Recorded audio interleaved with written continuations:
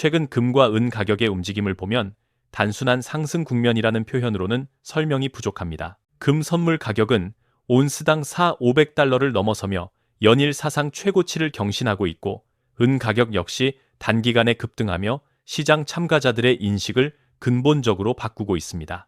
이 흐름은 일시적인 투기나 뉴스 이슈로 설명할 수 있는 수준을 이미 넘어섰습니다.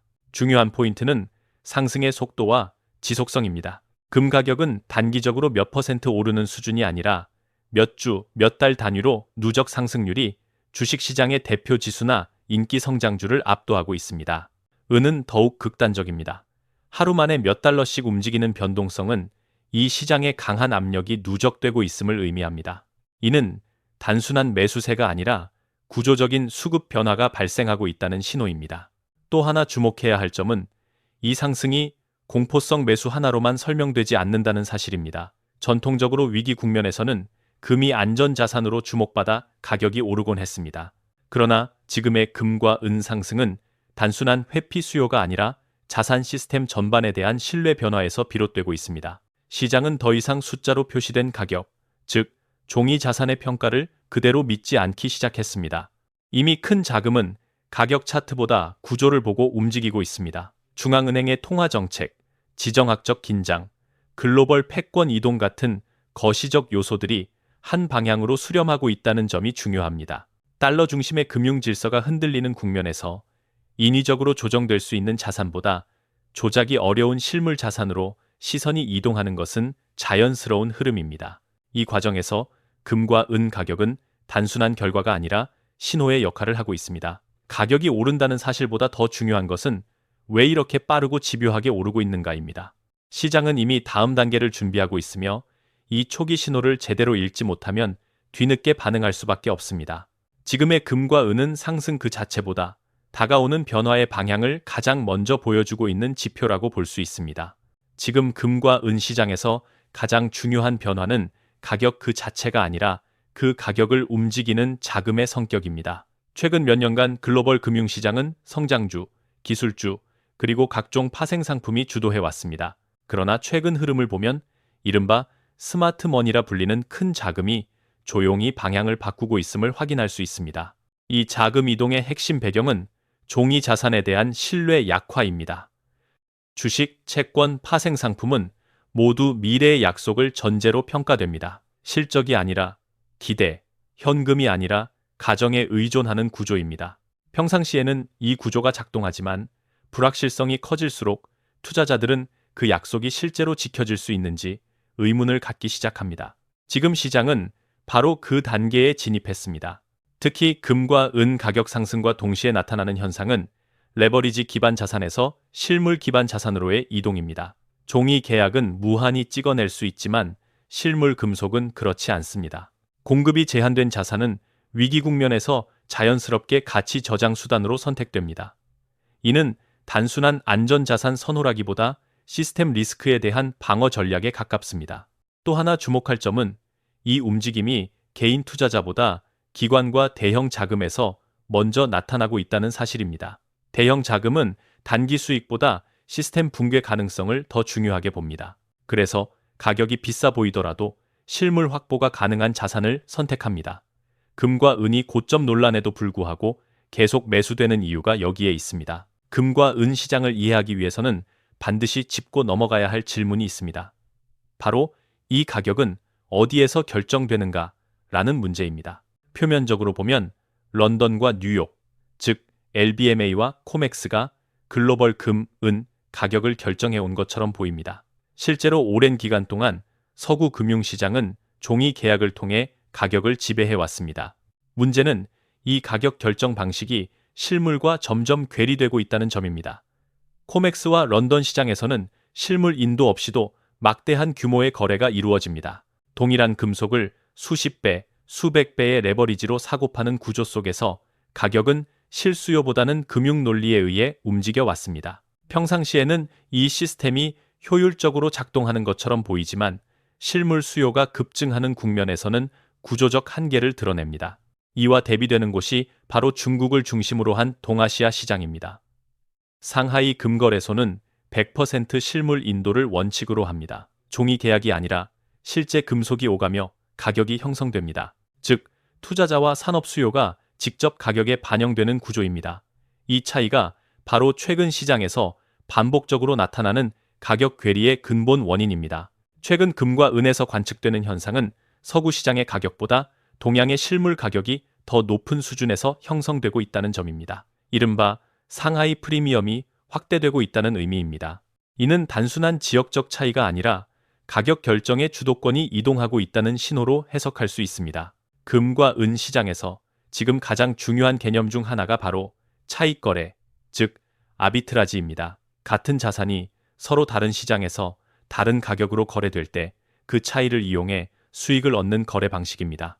평상시에는 이 차익거래가 가격을 다시 정렬시키는 역할을 하며 시장의 균형을 유지하는 일종의 압력 밸브로 작동합니다. 서구의 종이 시장과 동양의 실물 시장 사이에서 발생하는 가격 괴리 역시 이 차익거래를 통해 연결되어 왔습니다. 런던이나 코맥스에서 상대적으로 낮은 가격의 계약을 체결하고 실물을 인도받아 상하이와 같은 실물 중심 시장으로 이동시키는 구조입니다. 이 과정에서 선물 포지션을 활용해 가격 변동 위험을 해지함으로써 이론적으로는 거의 무위험에 가까운 수익이 가능했습니다. 하지만 중요한 전제 조건이 있습니다. 바로 실물이 충분히 존재해야 한다는 점입니다. 금고의 재고가 남아있고 수출과 운송이 자유로우며 실물 인도가 원활하게 이루어질 때만 이 구조는 유지될 수 있습니다. 문제는 지금 이 전제 조건들이 하나씩 무너지고 있다는 데 있습니다. 최근 몇 년간 서구 시장의 금과 은 재고는 지속적으로 감소해 왔습니다. 동시에 중국을 중심으로 한 실물 수요는 빠르게 증가하고 있습니다. 여기에 각국의 자원보호 정책, 수출 규제, 물류 병목 현상까지 겹치면서 실물 이동 자체가 점점 어려워지고 있습니다. 이런 환경에서는 차익거래가 더 이상 가격을 조정하는 역할을 하지 못합니다. 금과 은 시장에서 말하는 엔드게임이란 단순한 가격 급등의 정점을 의미하지 않습니다. 그것은 가격을 지배해 오던 구조 자체가 더 이상 작동하지 않는 순간을 뜻합니다. 차익거래가 붕괴되고 종이 계약을 통해 가격을 통제하던 힘이 사라질 때 시장은 전혀 다른 규칙으로 움직이기 시작합니다. 그동안 서구 금융시장은 레버리지를 기반으로 한 종이 계약을 통해 금과 은 가격을 관리해왔습니다. 실물보다 훨씬 많은 계약이 존재했지만 평소에는 실제 인도를 요구하는 비율이 낮았기 때문에 문제가 드러나지 않았습니다. 그러나 실물 수요가 증가하고 신뢰가 흔들리기 시작하면 이 구조는 매우 취약해집니다. 약속은 많지만 실제로 전달할 수 있는 금속은 제한되어 있기 때문입니다. 엔드게임 국면에서 가장 먼저 나타나는 현상은 프리미엄의 확대입니다. 종이 가격과 실물 가격 사이의 격차가 급격히 벌어지며 실물을 확보할 수 있는 시장에서 가격이 주도권을 갖게 됩니다. 이 시점에서는 차트나 기술적 지표보다 누가 실제 금속을 손에 쥐고 있는지가 훨씬 더 중요해집니다. 또 하나 주목해야 할 점은 이 변화가 급격하게 진행될 가능성이 크다는 사실입니다. 금융시장의 신뢰는 천천히 쌓이지만 무너질 때는 매우 빠릅니다.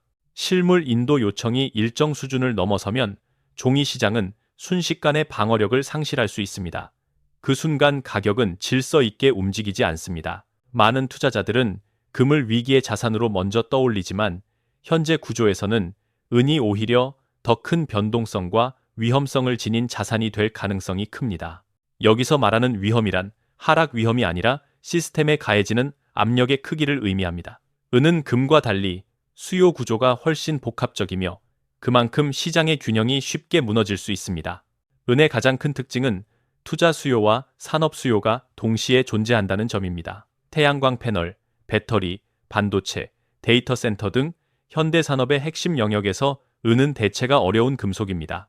특히 에너지 전환과 디지털 인프라 확대가 가속화될수록 산업적 수요는 구조적으로 증가할 수밖에 없습니다. 이는 경기 변동과 무관하게 은 소비가 지속된다는 의미이기도 합니다. 공급 측면에서는 상황이 더 복잡합니다. 은은 금처럼 대규모 신규 광산이 쉽게 개발되지 않습니다. 대부분 다른 금속의 부산물로 생산되기 때문에 가격이 오른다고 해서 단기간에 공급을 늘리기 어렵습니다. 이로 인해 수요가 급증할 경우 시장은 즉각적인 공급 부족에 직면하게 됩니다. 이러한 구조는 숏 포지션이 많은 시장에서 매우 위험한 환경을 만듭니다. 실제로 은 시장은 오랜 기간 동안 높은 레버리지와 공매도 비중이 유지되어 왔습니다. 평소에는 문제가 되지 않지만 실물 인도 요구가 늘어나면 숏 스퀴즈가 발생할 가능성이 커집니다. 이 경우 가격은 단계적으로 오르기보다 짧은 시간에 급격히 폭등하는 양상을 보일 수 있습니다. 결국 은은 금보다 시장 규모가 작고 공급 탄력성이 낮으며 실물 수요가 강하다는 세 가지 조건을 동시에 갖고 있습니다. 이 조합은 시스템이 흔들릴 때 가장 먼저 극단적인 반응을 보이는 자산이 됩니다.